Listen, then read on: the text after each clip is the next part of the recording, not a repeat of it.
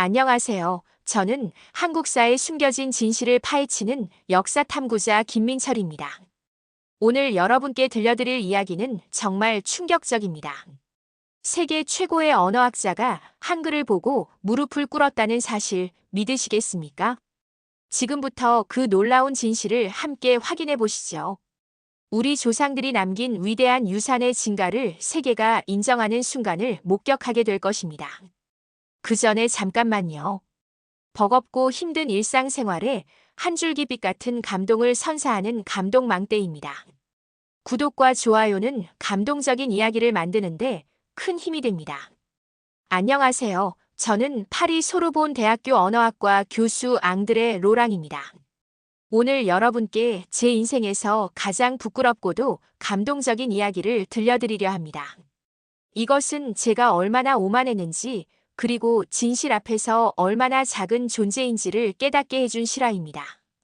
2023년 3월에 어느 쌀쌀한 오후, 소르본 대학교 언어학과 회의실에서 저는 돌이킬 수 없는 실수를 저질렀습니다. 한글이라는 문자는 학문적 가치가 전혀 없는 문자군이라고 단언했던 것입니다.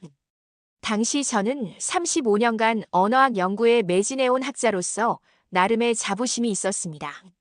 제가 펴낸 문자 체계로는 전 세계 250개 이상 대학의 필수 교재였고 인도 유럽 어족 문자 연구 분야에서는 저를 따를 학자가 없다고 여겨질 정도였죠. 그런 제가 한글을 향해 이런 독서를 퍼부었던 겁니다. 회의실에 참석한 35명의 교수들과 연구진들이 술렁거렸습니다. 독일에서 온 몇몇 교수들은 고개를 끄덕이며 저에게 동조했고 영국 연구원들은 비웃음까지 흘렸죠. 저는 더욱 거칠게 말을 이어갔습니다. 15세기에 만들어진 이 인위적 문자가 수천 년의 역사를 가진 라틴 문자나 그리스 문자와 비교될 수는 없다고 주장했습니다. 더욱이 한자라는 표의 문자의 영향 아래 만들어진 단순한 부산물에 불과하다며 목소리를 높였죠. 지금 생각해보니 정말 부끄럽습니다.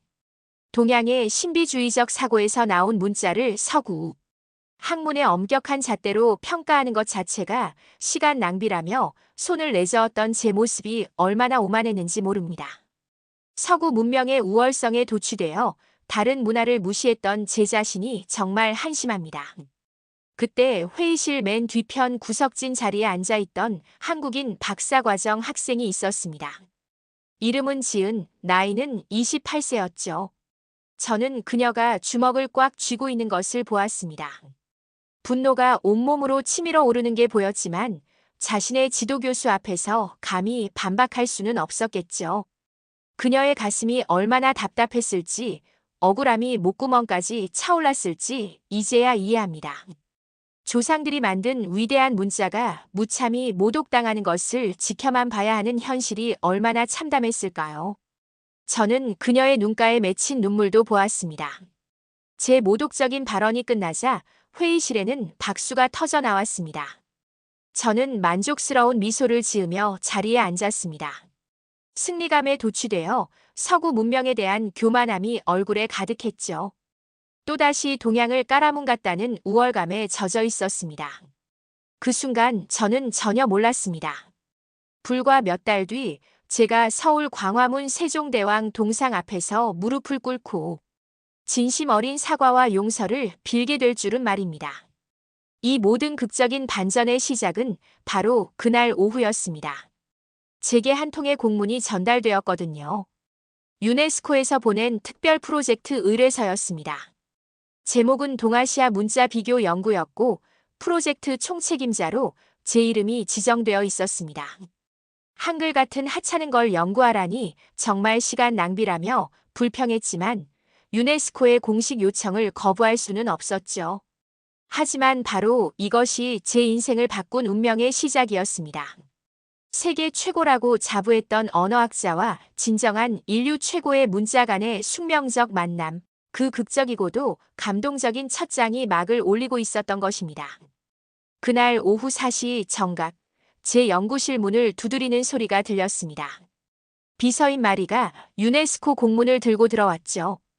저는 그 순간까지도 이것이 제 인생을 완전히 뒤바꿀 운명의 문서라는 걸 전혀 몰랐습니다.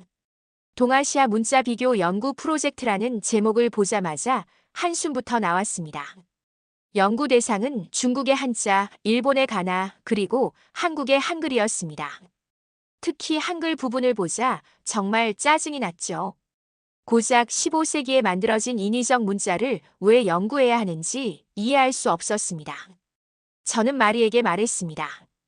이런 시시한 과제를 왜 저에게 맡기는지 모르겠다고 말이죠.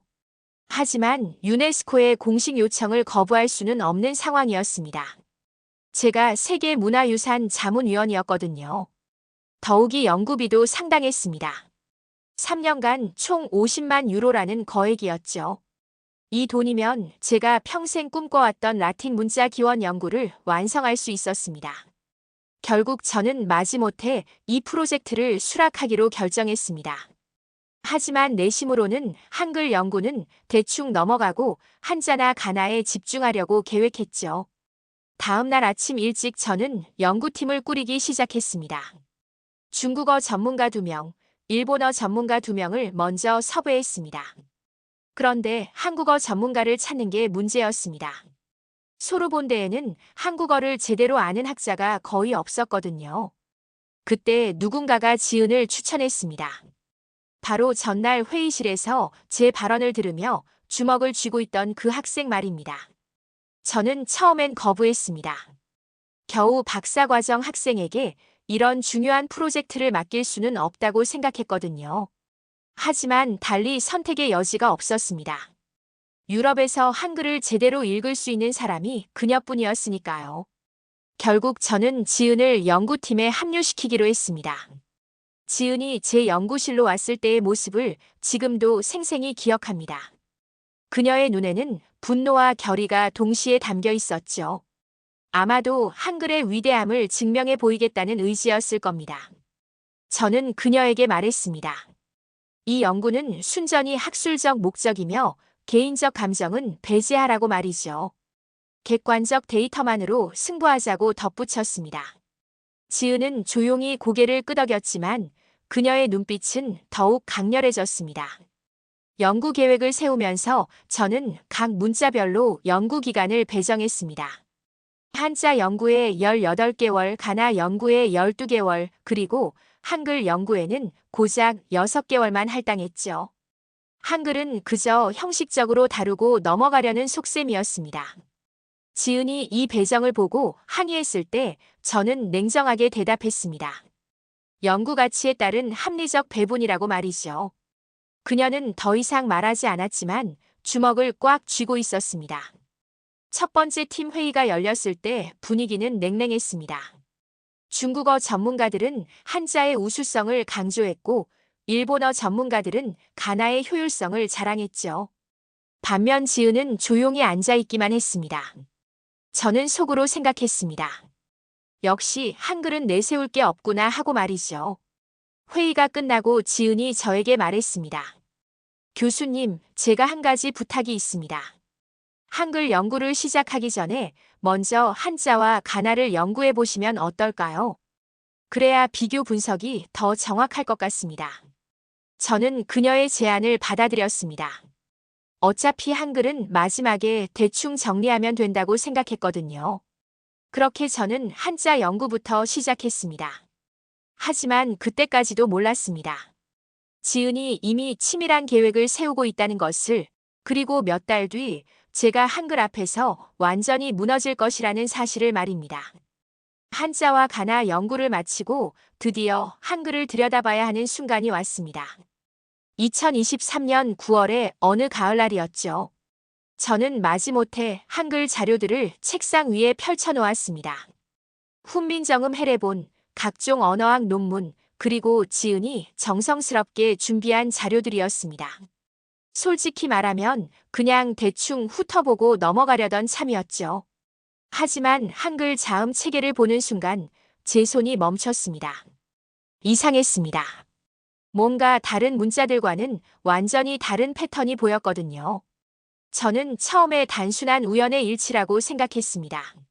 하지만 자세히 들여다볼수록 그것이 우연이 아니라는 확신이 들기 시작했죠.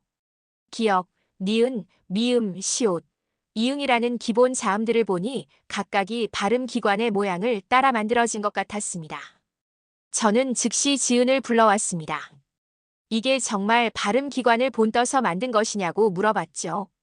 지은은 조용히 미소를 지으며 대답했습니다. 네, 교수님.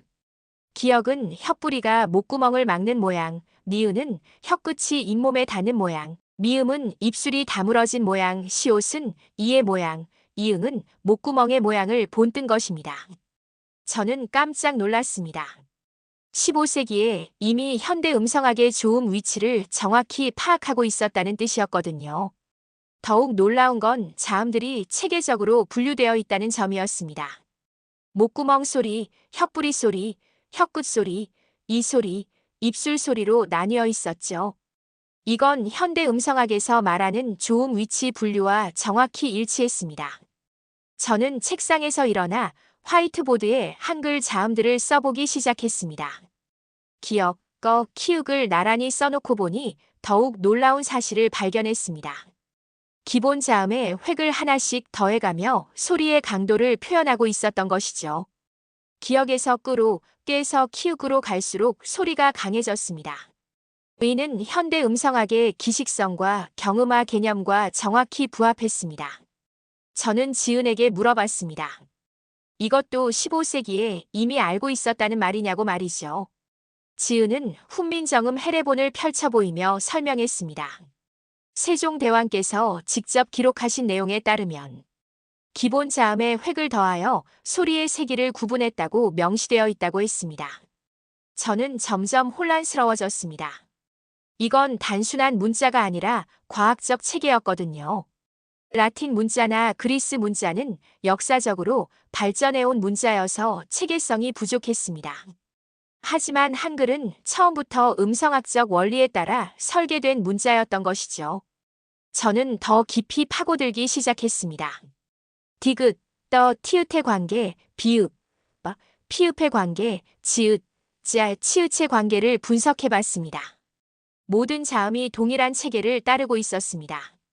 기본음, 된소리, 거센소리의 3단계 체계가 완벽하게 적용되어 있었던 겁니다. 더욱 놀라운 건 히읗이라는 자음이었습니다. 이 자음은 다른 자음과 결합해서 거센 소리를 만드는 역할을 했습니다. 현대 언어학에서 말하는 기식음의 개념을 15세기에 이미 문자로 구현하고 있었던 것이죠. 저는 책상에 앉아서 머리를 감싸 쥐었습니다. 도저히 이해할 수 없었거든요. 어떻게 15세기 조선의 학자들이 현대 음성학보다 더 정확하고 체계적인 분류를 해낼 수 있었을까요? 지은이 조용히 말했습니다. 교수님, 이제 모음을 보시겠어요? 저는 고개를 저었습니다. 잠깐만, 자음부터 제대로 이해하고 넘어가자고 했죠. 저는 그날 밤늦게까지 한글 자음을 연구했습니다. 연구하면 할수록 더욱 놀라웠습니다. 이건 단순한 문자가 아니라 음성학의 교과서였던 것이죠. 제가 30여 년간 연구해온 라틴 문자의 무질서함과는 완전히 대조적이었습니다. 다음 날 아침 지은을 만났을 때 저는 솔직히 인정했습니다. 한글 자음 체계는 정말 놀랍다고 말이죠. 하지만 그때까지도 저는 몰랐습니다. 진짜 충격은 지금부터 시작이라는 것을 말입니다.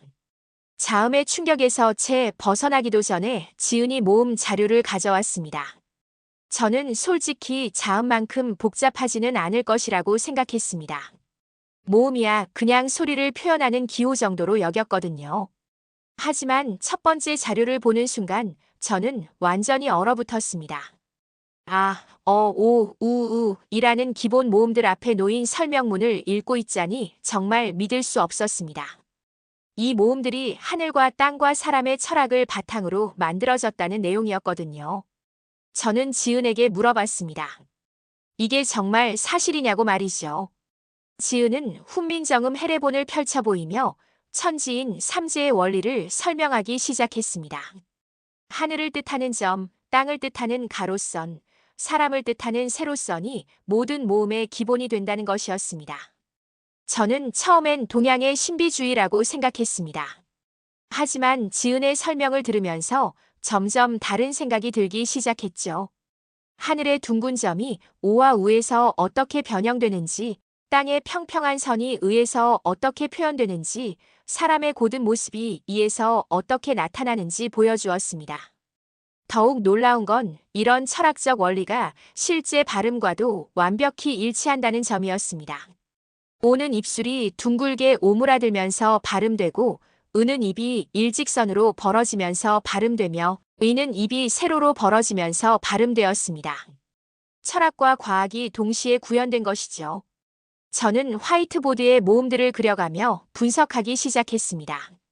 아는 이와 오의 조합, 어는 이와 우의 조합, 야는 아의 추가획, 여는 어의 추가획이라는 체계가 보였습니다. 이것도 자음과 마찬가지로 완벽한 체계성을 갖추고 있었던 겁니다. 제가 가장 충격을 받은 부분은 복합 모음이었습니다. 와, 왜, 서, 위, 해 같은 모음들이 모두 기본 모음의 조합으로 이루어져 있다는 점이었죠.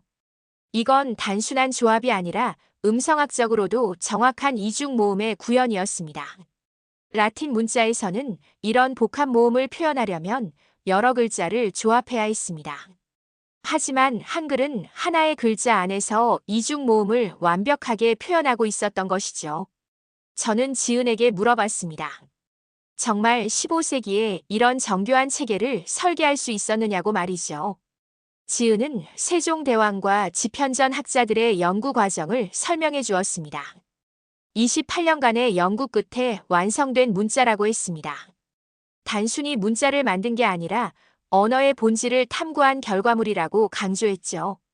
저는 그날 오후 내내 모음의 발음 원리를 직접 실험해 봤습니다. 거울을 보면서 각 모음을 발음할 때 혀의 위치와 입 모양을 관찰했죠. 놀랍게도 모음의 모양과 실제 조음 기관의 움직임이 완벽하게 일치했습니다.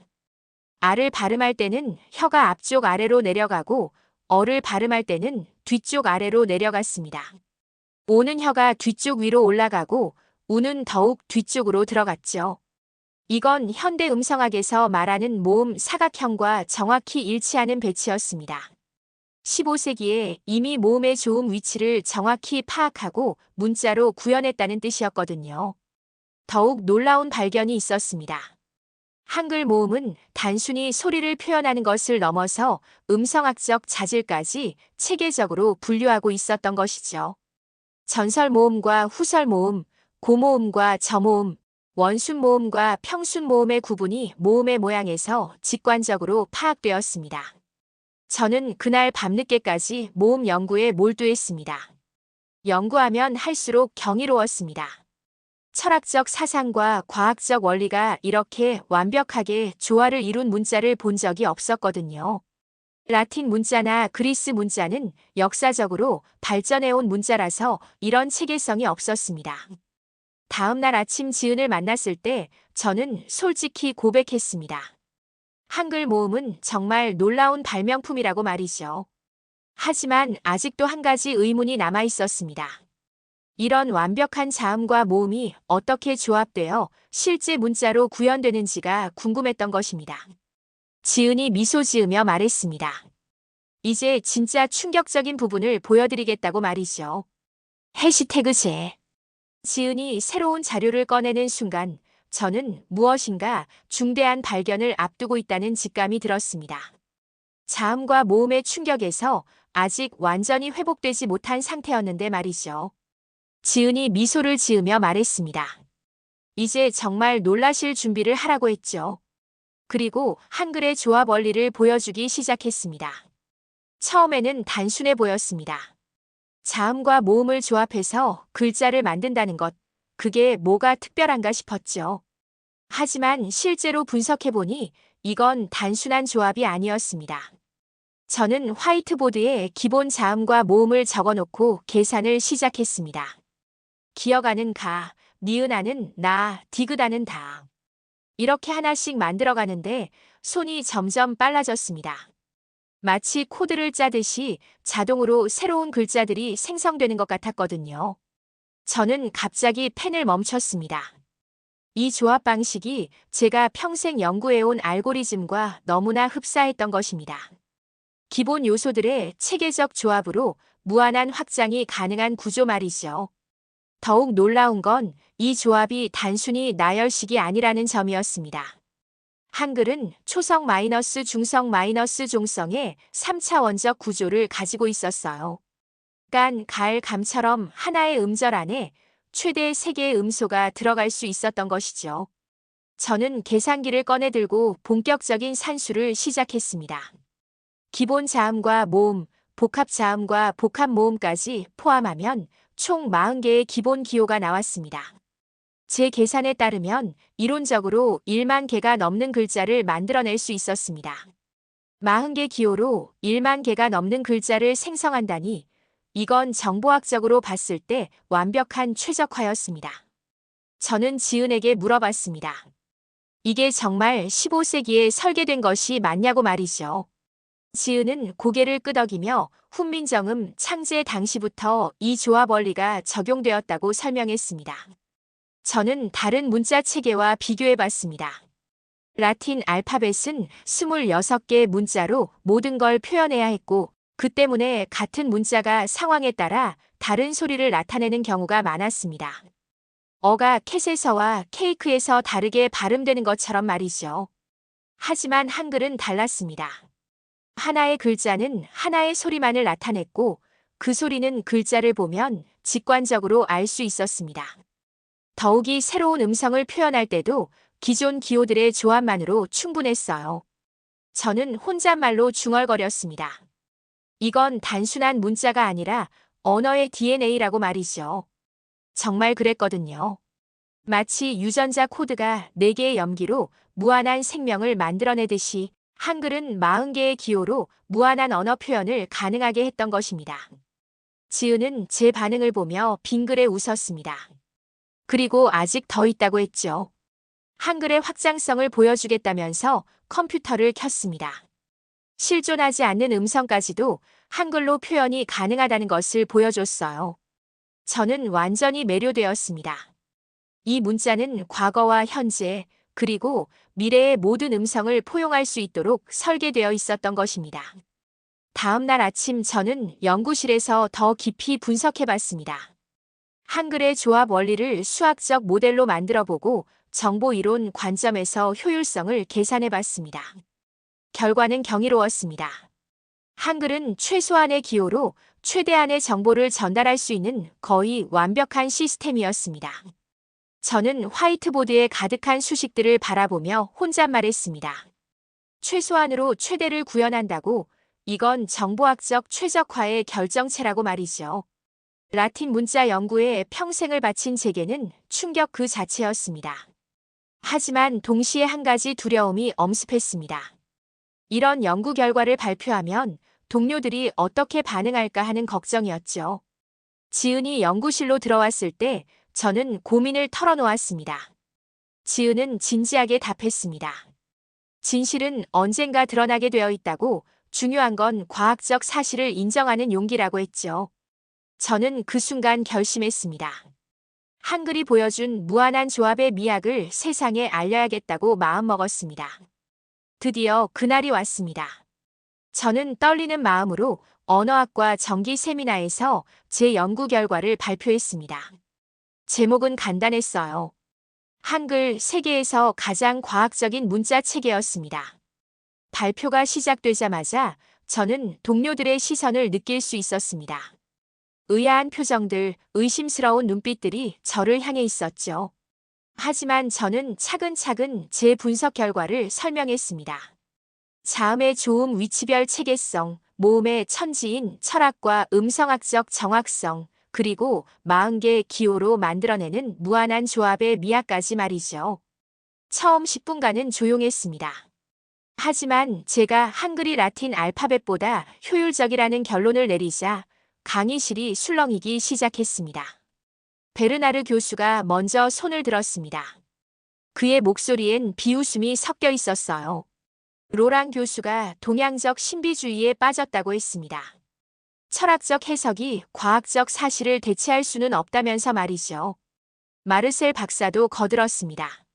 라틴 알파벳이 서구 문명을 이끌어온 위대한 문자인데 어떻게 동양의 한 문자가 그걸 넘어설 수 있냐고 반박했죠. 더욱 가혹한 비판이 쏟아졌습니다. 소피 교수는 제가 객관성을 잃었다고 했고, 장 박사는 이런 연구가 학과의 명성을 떨어뜨린다고까지 말했습니다. 저는 데이터로 반박하려 했지만 소용없었습니다. 동료들은 이미 마음을 닫아버린 상태였거든요. 그들에게 한글은 그저 동양의 이상한 문자일 뿐이었습니다. 세미나가 끝나고 저는 완전히 고립되었습니다. 복도에서 마주치는 동료들은 저를 피했고 점심시간에도 혼자 먹어야 했죠. 30년간 함께 연구해온 동료들이 하루아침에 등을 돌린 것이었습니다. 가장 충격적이었던 건 학과장의 면담이었습니다. 그는 제게 조용히 말했습니다. 이런 연구는 그만두는 게 좋겠다고, 학과의 전통적 연구 방향과 맞지 않는다고 했죠. 저는 그날 밤 연구실에서 혼자 남아 있었습니다. 책상 위에는 한글 관련 자료들이 가득했는데 그것들이 무용지물처럼 느껴졌어요. 정말 제가 잘못 생각한 걸까요?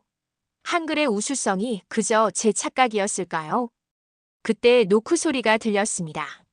문을 열어보니 지은이 서 있었어요. 그의 표정에는 결의가 서려 있었습니다. 지은이 말했습니다. 오늘 세미나를 뒤에서 지켜봤다고 했죠. 그리고 저에게 도움이 되고 싶다고 했습니다. 혼자서는 힘들 테니 함께 연구하자고 제안했어요. 저는 놀랐습니다.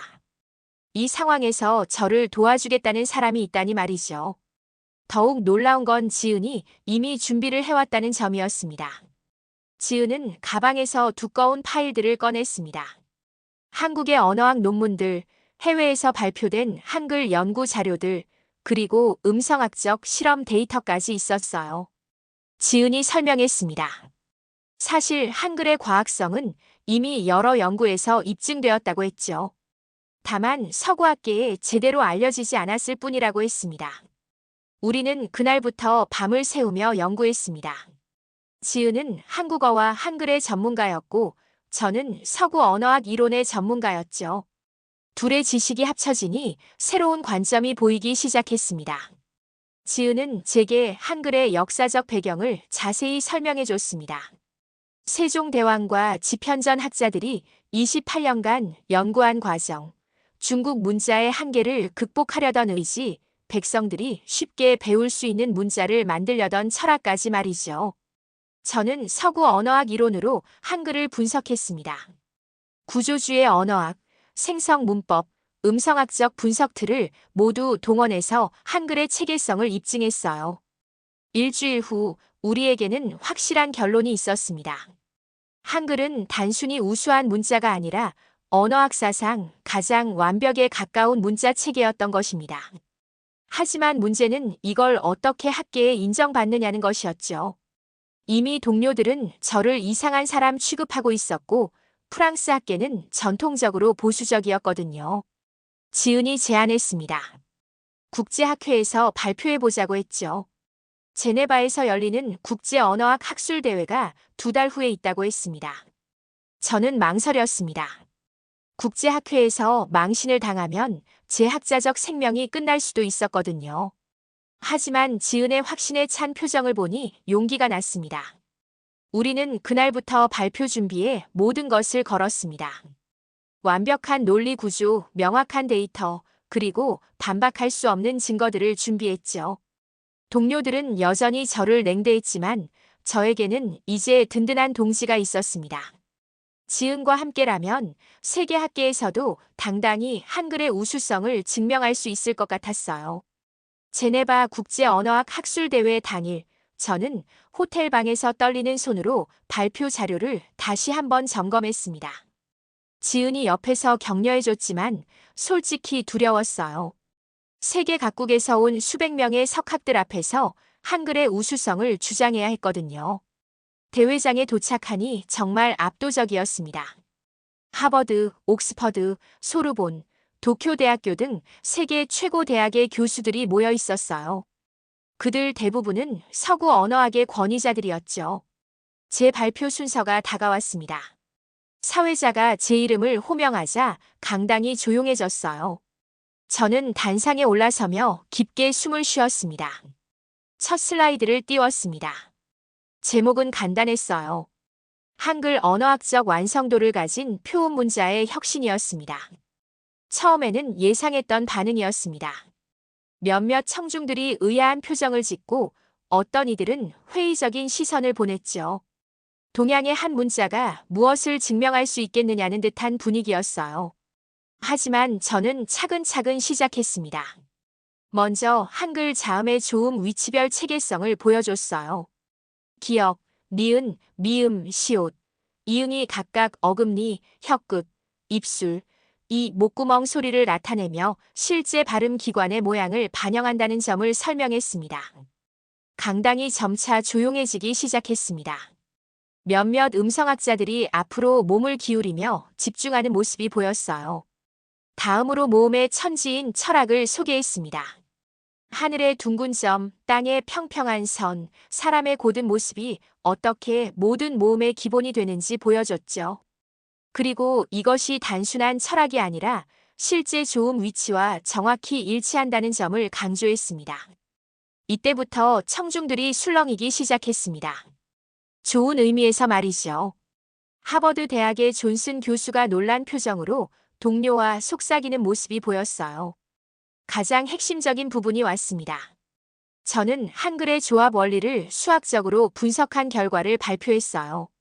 40개 기호로 1만 개가 넘는 음절을 표현할 수 있다는 점, 이것이 정보 이론적으로 최적화된 구조라는 점을 데이터로 증명했습니다. 강당의 분위기가 완전히 바뀌었습니다. 의심스러웠던 시선들이 놀라움과 감탄으로 변했어요. 몇몇 교수들은 메모를 하기 시작했고 어떤 이들은 서로 눈빛을 교환하며 고개를 끄덕였습니다. 마지막으로 저는 비교 분석을 보여줬습니다. 라틴 알파벳, 아랍 문자, 한자와 한글의 학습 용이성, 표현 정확성, 확장 가능성을 객관적 지표로 비교했죠. 모든 항목에서 한글이 최고 점수를 받았습니다. 발표가 끝나자 잠시 정적이 흘렀습니다. 그리고 갑자기 박수가 터져 나왔어요. 처음엔 몇 명이었는데 점점 더 많은 사람들이 박수를 쳤습니다. 마침내 강당 전체가 기립박수로 가득 찼죠. 질의응답 시간이 되자 손이 일제히 올라갔습니다. 첫 번째 질문은 MIT의 리 교수였어요. 한글의 음소 대응 정확성에 대해 물어봤는데 정말 전문적인 질문이었습니다. 저는 지은과 함께 준비한 답변으로 정확히 응답했습니다. 한글은 하나의 글자가 하나의 음소에 정확히 대응되며 이는 다른 표음 문자에서는 찾아볼 수 없는 특징이라고 설명했죠. 하버드의 존슨 교수가 손을 들었습니다. 그의 말이 충격적이었어요. 정보 이론으로도 한글이 최고 효율을 보인다는 점을 인정한다고 했습니다. 자신이 30년간 연구해온 결론과 정확히 일치한다고 덧붙였어요. 도쿄대학의 다나카 교수도 발언했습니다. 한글의 체계는 동아시아 문자사의 혁명이라고 감탄했습니다. 중국 문자의 복잡함을 극복하면서도 표의 문자의 장점까지 살린 놀라운 발명이라고 평가했죠. 가장 놀라운 일이 일어났습니다. 처음에 회의적이었던 원로학자들까지 한글의 우수성을 인정하기 시작한 것이었어요. 소르본 대학의 베르트랑 교수는 자신이 평생 라틴 문자만 연구해왔는데 오늘 발표를 듣고 생각이 완전히 바뀌었다고 고백했습니다. 발표가 끝나고 많은 교수들이 저에게 다가왔습니다. 공동 연구를 제안하는 사람들, 자료를 요청하는 사람들, 그리고 단순히 축하를 건네는 사람들까지 있었어요. 가장 기억에 남는 말은 옥스퍼드의 스미스 교수였습니다. 그는 제게 이렇게 말했어요. 오늘 발표는 언어학사의 길이 남을 발표였다고, 한글이 정말 인류 최고의 문자 발명품 중 하나라는 것을 확신하게 되었다고 했습니다. 저는 지은을 바라봤습니다. 그의 눈에는 눈물이 맺혀 있었어요. 우리가 함께 준비한 연구가 마침내 세계에 인정받는 순간이었거든요. 그날 밤 호텔에서 저는 지은에게 말했습니다. 이제 정말 확신한다고, 한글은 세계에서 가장 과학적이고 효율적인 문자라고 말이죠. 하지만 이건 단지 시작일 뿐이었습니다. 이제 전 세계가 한글의 진정한 가치를 알게 될 것이었어요. 제네바 학회가 끝나고 3개월이 지났습니다. 그동안 정말 많은 일들이 일어났어요. 제 논문은 세계 최고 권위의 언어학 저널에 게재되었고 각국 언론들이 앞다투어 인터뷰를 요청했습니다. 프랑스로 돌아온 저는 완전히 달라진 분위기를 느꼈습니다. 그동안 저를 조롱하던 동료들이 이제는 존경의 눈빛으로 바라봤어요. 베르나르 교수는 제게 사과까지 했습니다. 자신이 편견에 사로잡혀 있었다고 인정했죠. 하지만 가장 중요한 일이 남아 있었습니다. 저는 한국을 방문하기로 결심했어요. 한글을 만든 세종대왕께 직접 경의를 표하고 싶었거든요. 서울에 도착한 날은 맑은 가을이었습니다. 지은이 공항에 마중 나와서 저를 광화문으로 안내했어요. 세종대왕 동상 앞에 서니 가슴이 벅찼습니다. 저는 동상을 올려다보며 깊은 감동을 느꼈습니다. 600년 전 이 위대한 왕이 백성을 위해 만든 문자가 오늘날 세계 최고의 과학적 문자로 인정받고 있다니 말이죠. 그때 많은 기자들이 몰려왔습니다. 한국 언론뿐만 아니라 CNN, BBC, NHK 등 세계 각국의 방송사들이 저를 취재하러 온 것이었어요. 마이크가 제 앞에 놓였을 때 저는 떨리는 목소리로 말했습니다. 나는 이제 인정합니다. 한글은 인류가 만든 가장 위대한 문자입니다. 30년간 라틴 문자를 연구해온 학자로서 이 말을 하는 것이 쉽지 않았지만 이제는 확신했습니다. 과학적 근거와 객관적 데이터가 모든 것을 증명했거든요. 저는 계속 말했습니다. 한글은 단순히 문자가 아니라 인류 지성의 걸작품이라고 했죠. 철학과 과학이 완벽하게 조화를 이룬 유일한 문자라고 강조했습니다. 그리고 세종대왕의 위대함에 대해서도 말했어요. 백성들이 쉽게 배울 수 있는 문자를 만들겠다는 사랑이 이런 기적 같은 결과를 만들어냈다고 했습니다. 제 고백은 전 세계로 퍼져나갔습니다. 각국 언론들이 일제히 보도했고 소셜미디어에서도 큰 화제가 되었어요. 한글에 대한 관심이 폭발적으로 증가했습니다. 더 놀라운 일들이 연쇄적으로 일어났습니다. 유네스코에서 긴급 회의를 열었어요. 그리고 며칠 후 공식 발표가 나왔습니다. 한글을 가장 과학적이고 효율적인 문자로 공식 지정한다는 내용이었죠. 하버드 대학교에서는 한글학과 설치를 검토한다고 발표했습니다. 옥스퍼드 대학교도 동양어학부에서 한글 연구를 확대하겠다고 했어요. 전 세계 주요 대학들이 앞다투어 한글 연구에 뛰어들기 시작했습니다. 가장 감동적이었던 건 각국에서 한글을 배우려는 사람들이 급증했다는 소식이었어요. 언어의 효율성을 인정받으니 자연스럽게 한국어에 대한 관심도 높아진 것이었죠. 저는 한국에 머무르는 동안 한글 박물관도 방문했습니다. 훈민정음 해례본 원본을 직접 볼 수 있었어요. 500년 전에 그 정교한 설계도를 보니 정말 경이로웠습니다. 박물관 관장님이 저에게 말씀하셨습니다. 로랑 교수 덕분에 전 세계가 한글의 진정한 가치를 알게 되었다고 감사하다고 하셨어요. 하지만 저는 오히려 제가 더 감사했습니다. 이런 위대한 문자를 연구할 기회를 얻었으니까요. 지은과 함께 마지막 밤을 보내며 저는 물어봤습니다. 처음부터 이런 결과를 예상했냐고 말이죠. 지은은 미소 지으며 답했습니다. 진실은 언젠가 드러나게 되어 있다고, 다만 그 시기가 지금이었을 뿐이라고 했어요. 프랑스로 돌아가는 비행기에서 저는 창밖을 바라보며 생각했습니다.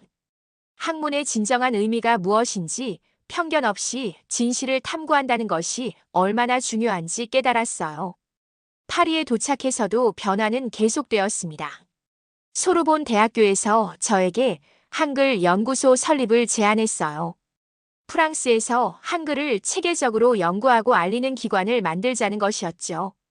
1년 후 제가 소장으로 있는 한글 연구소에는 전 세계에서 연구자들이 몰려왔습니다. 한글의 과학성을 더 깊이 연구하고 다른 언어에 응용할 방법을 찾기 위해서였어요.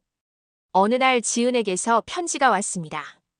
한국에서 세종대왕상을 제정했는데 올해 첫 번째 수상자로 저를 선정했다는 내용이었어요. 한글의 우수성을 세계에 알린 공로를 인정받은 것이었죠. 시상식 당일 저는 다시 한번 세종대왕 동상 앞에 섰습니다. 1년 전 그 자리에서 떨리는 목소리로 한글의 위대함을 인정했던 때가 생각났어요. 이제는 확신에 찬 목소리로 말할 수 있었습니다. 인류가 찾던 완벽한 문자, 그것은 바로 한글이었다고 말이죠. 세종대왕이 꿈꾸었던 모든 백성이 쉽게 배우고 쓸 수 있는 문자는 이제 전 세계인들이 주목하는 인류 최고의 문자가 되었습니다. 600년의 시간을 뛰어넘어 그 꿈이 마침내 현실이 된 것이었어요.